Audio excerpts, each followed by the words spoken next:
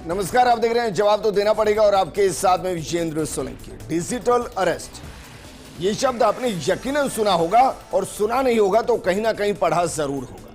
ये एक ऐसी अपराध की प्रवृत्ति जो डिजिटल की दुनिया में अन्य दूसरे अपराधों की तरह ही पनप चुकी है। हालांकि जो लोग इसका शिकार हुए या फिर यूं कहें कि इनके ट्रैप में आए हैं, वो भलीभांति जानते हैं कि ये वो लोग हैं जो बिना सलाखों के भी अपने शिकार को ऐसे मकड़जाल में जकड़ लेते हैं। उनके दबाव का खेल 3 घंटे से शुरू होता है, कभी कभी 24 घंटे 42 घंटों तक चलता है और कई गंभीर केस तो 10 से 15 दिन की भी बताए जाते हैं। और ये सब खेल होता है पैसे और बैंक खातों की जानकारी के। लेकिन इस पर सीबीआई ने 16 राज्यों में छापेमारी का एक ऐसा चक्रव्यूह चलाया कि 2 करोड़ की हेरफेर करने वाले 2 लोगों को गिरफ्तार किया गया। जांच में पता चला कि ये शातिर भारत के साथ अंतर्राष्ट्रीय स्तर तक अपना शिकार ढूंढते थे। अब सीबीआई ने कार्रवाई की है, जिस पर कुछ अपराध पर असर जरूर पड़ेगा और अपराधियों में डर बनेगा। लेकिन हकीकत तो यह है कि अब इतना बड़ा अपराध बन गया है जिससे वक्त पर निजात पाना ज्यादा जरूरी हो चुका है, और वो भी तब जब हम डिजिटल दुनिया में और लगातार उसी दिशा में आगे बढ़ रहे हैं। इसीलिए डिजिटल सुरक्षा भी उतनी ही ज्यादा जरूरी है जितनी अन्य तरीके की सुरक्षा है। आज बात इसी मुद्दे पर, क्या इस एक्शन के बाद डर पैदा होगा, और उससे ज्यादा जरूरी है हम लोगों के अंदर अवेयरनेस पैदा होना, क्योंकि जब हम डरते हैं तो साइबर क्राइम होता है।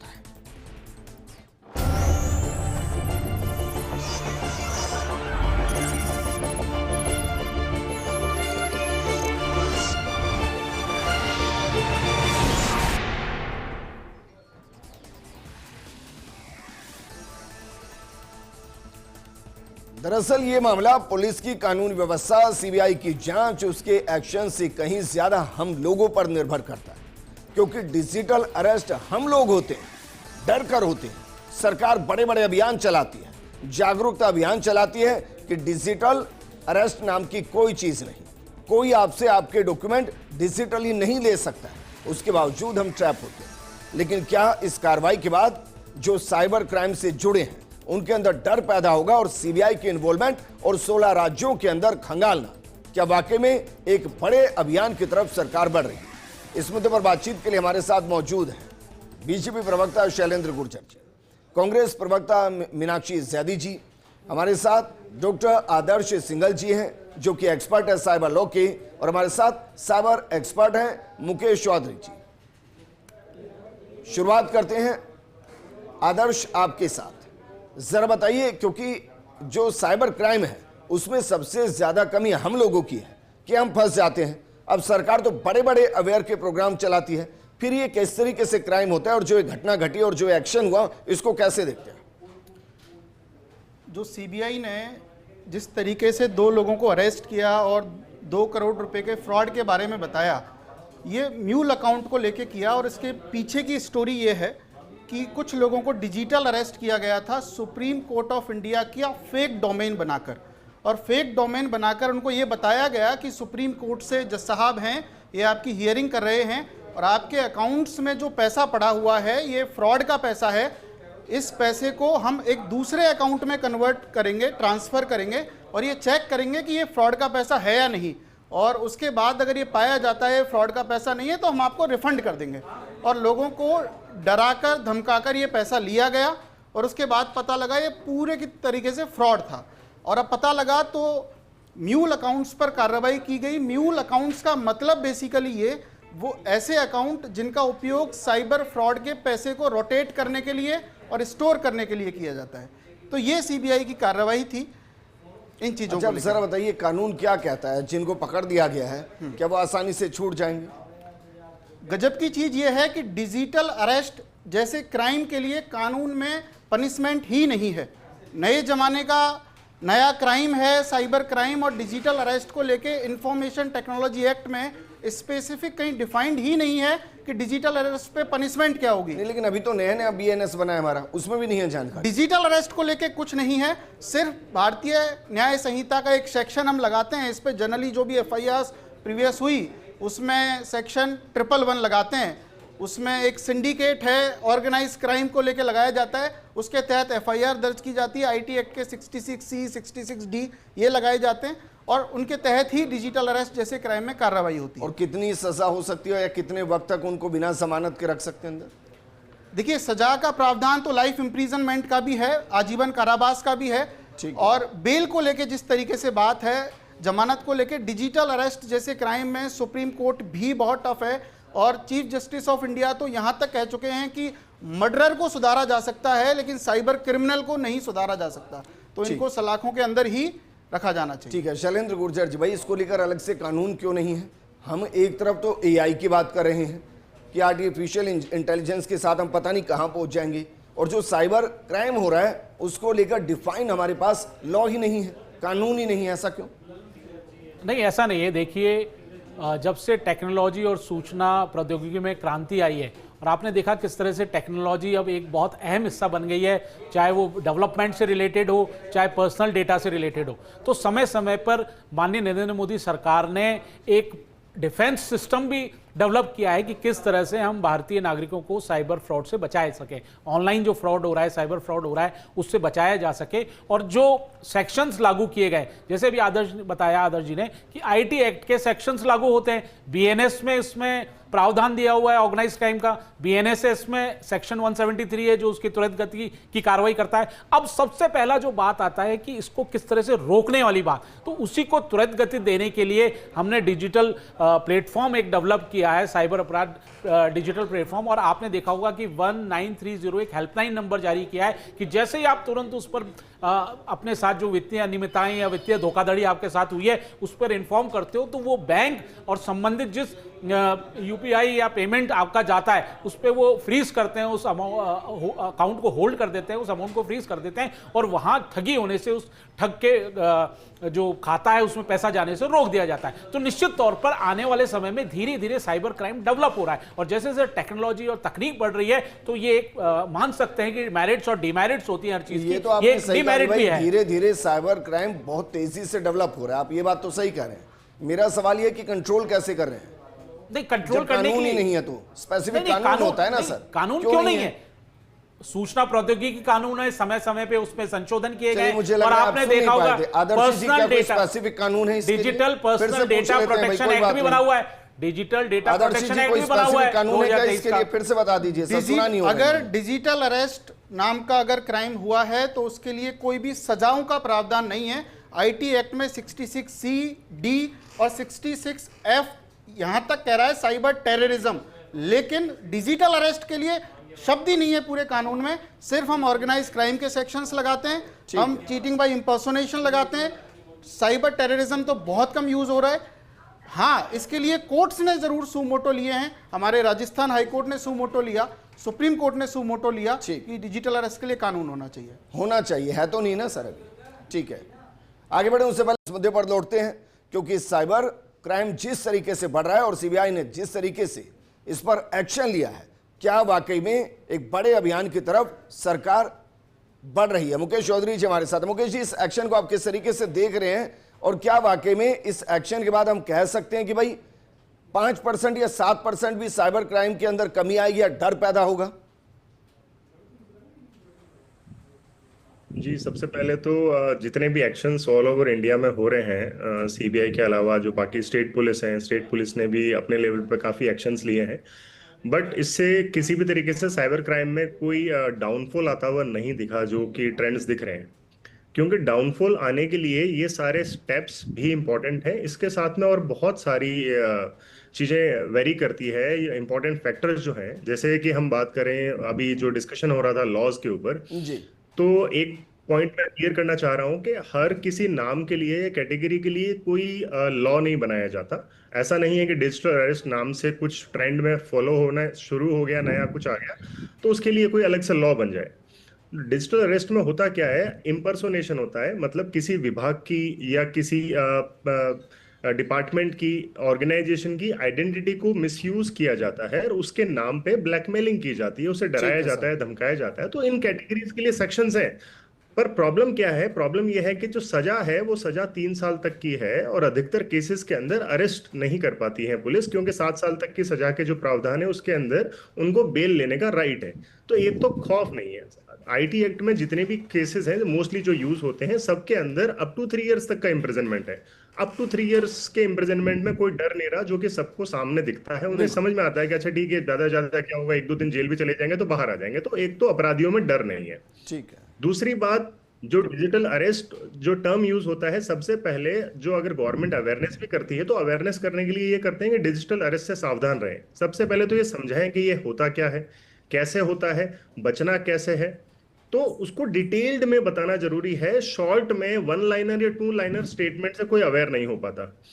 यहाँ पे डिजिटल अरेस्ट वाले जितने केसेस हैं, बिकॉज क्या होगा कि पहले किसी ने नाम दे दिया डिजिटल अरेस्ट और वो चल पड़ा। बेसिकली ये सोशल इंजीनियरिंग ट्रिक होती है। समय समय पे आप सामने वाले को कन्विंस करने के तरीके बदलते जाते हो, कभी कभी उसे ब्लैकमेल करके, कभी उसे डरा के, कभी उसे लालच देके। ये सब उसका पार्ट है, बेसिकली सोशल इंजीनियरिंग कैटेगरी के अंडर ही आता है।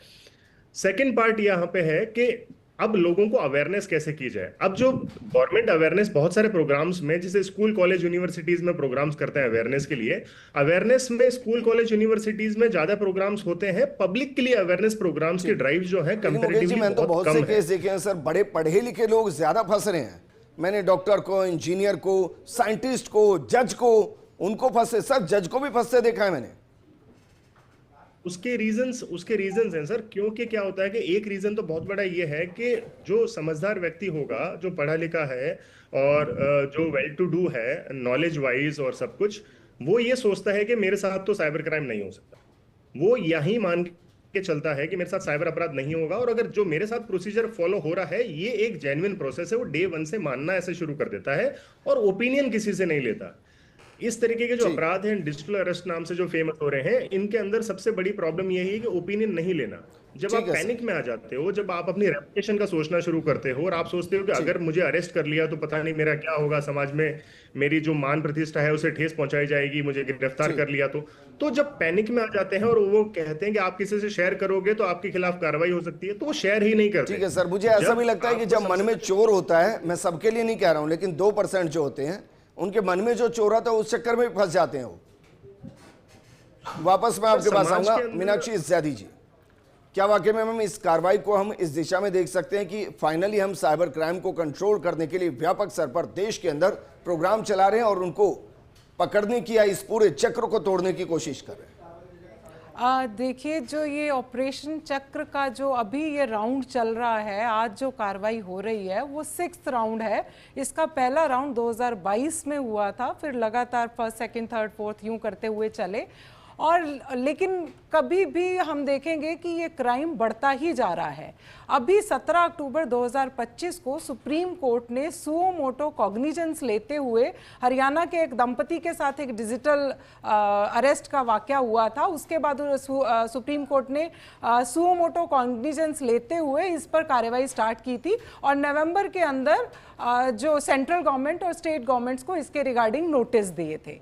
और उस समय जो सेंट्रल गवर्नमेंट ने डाटा पेश किया था, वो डाटा ये था कि 2021 से लेके 2025 तक अगर हम डिजिटल अरेस्ट की बात करें तो 54,000 करोड़ रुपए का जो फ्रॉड था वो तब तक हो चुका था उस 5 से 6 साल की अवधि के अंदर।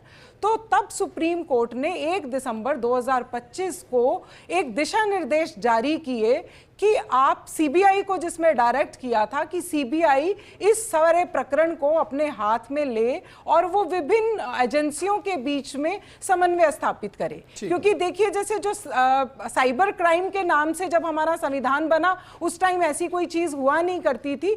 तो ये अगर हम समवर्ती सूची के हिसाब से देखें तो ये सेंटर का विषय आता है। उसी के आधार पर 2000 में इंफॉर्मेशन टेक्नोलॉजी एक्ट बना था और उसी में, क्योंकि अब सेंटर और स्टेट, अब जो क्राइम का है, पुलिस का है, वो स्टेट सब्जेक्ट है, तो सुप्रीम कोर्ट ने यही डायरेक्ट किया कि विभिन्न एजेंसियों के मध्य एक समन्वय स्थापित करते हुए, जिसमें आरबीआई को भी उन्होंने कुछ दिशा निर्देश दिए, सीबीआई को कार्रवाई करने के लिए कहा। और मुझे लगता है कि ये 6th राउंड है जो आज ऑपरेशन चक्र का पूरे देश भर में चलाया जा रहा है, वो सुप्रीम कोर्ट के उन्हीं गाइडलाइंस को फॉलो करने के लिए है।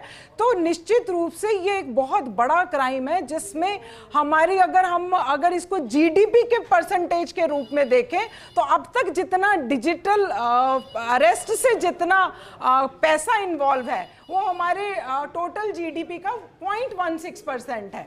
मतलब अगर हम हेल्थ बजट और एजुकेशन बजट का देखें तो कहीं 40 से 50% उस बजट का है। इतना बड़ा अमाउंट इन्वॉल्व है, और ये अमाउंट किसका है? ये आम जनता का है, भोली भाली जनता का है। अभी जैसे आप ही कुछ देर पहले कह रहे थे कि कहीं ना कहीं जो इसका शिकार होता है उसके मन में भी एक डर होता है। तो देखिए, बिल्कुल सही बात है कि या तो लालच या फिर डर, ये दो तथ्य काम करते हैं किसी भी व्यक्ति को डिजिटल अरेस्ट के लिए। ठीक है मैम। राजेंद्र त्यागी जी हमारे साथ हैं, रिटायर्ड पुलिस अधिकारी हैं। राजेंद्र त्यागी जी, क्योंकि मैं नंबर्स ऑफ डिबेट इस पर कर चुका हूं सर, कंक्लूजन कोई बहुत बेहतर नहीं निकलता है।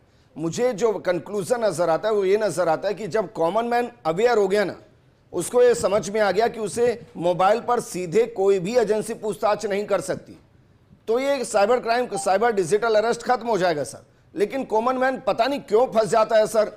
पुलिस के एक्शन इसमें मुझे बहुत ज्यादा मैटर करते नजर नहीं आते हैं सर।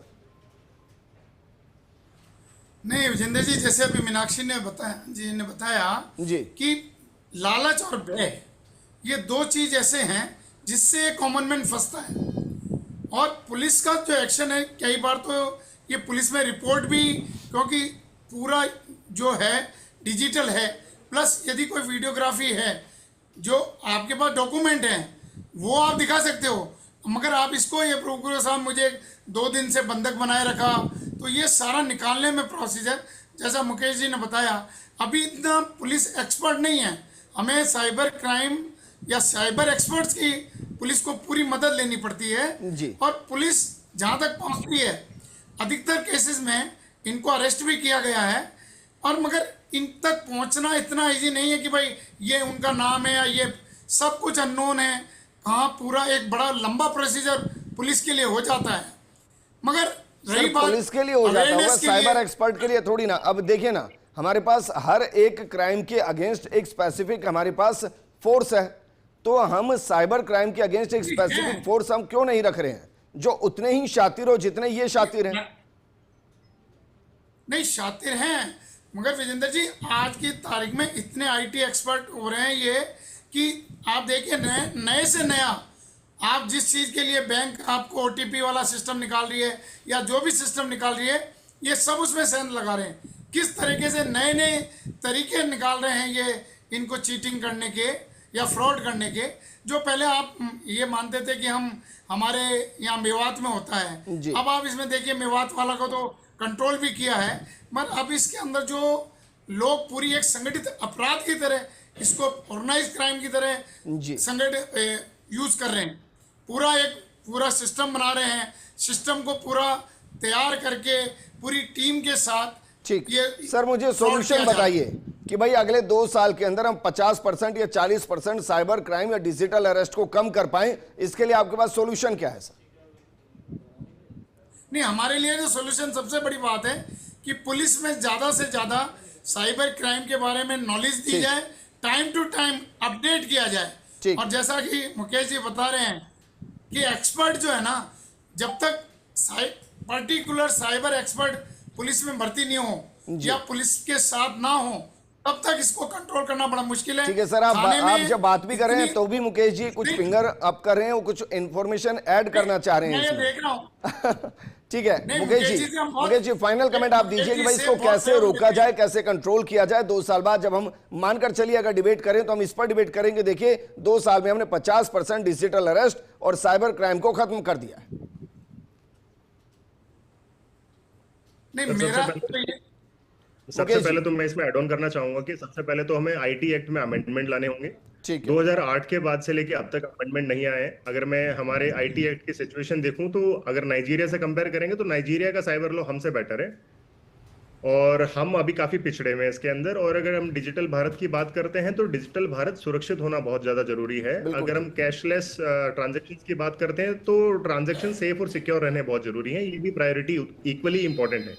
सेकंड, इसके बाद जो इंस्पेक्टर के पास जांच होती है, साइबर क्राइम के केस इंस्पेक्टर ही ऑफिसर हैंडल करते हैं। रूरल एरियाज में इंस्पेक्टर्स बहुत कम होते हैं, मोस्टली सब इंस्पेक्टर एसएचओ होते हैं।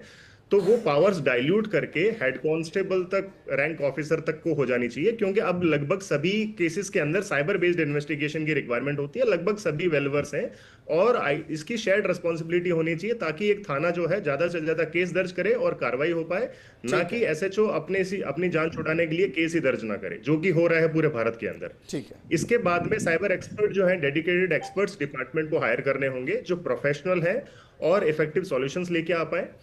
अब इसमें एक बहुत अच्छी चीज जो है, जो यहाँ पे सीबीआई ने किया है, वो बाकी डिपार्टमेंट्स को भी करना चाहिए, जैसे ईडी और बाकी डिपार्टमेंट से सबको करना चाहिए। सीबीआई को लेके तो मैं अवेयर हूं, जैसे अभय पोर्टल सीबीआई ने शुरू किया है, जहां पे आप नोटिस की कॉपी अपलोड करके वेरीफाई कर सकते हैं क्या ये सीबीआई का जेन्युइन नोटिस था।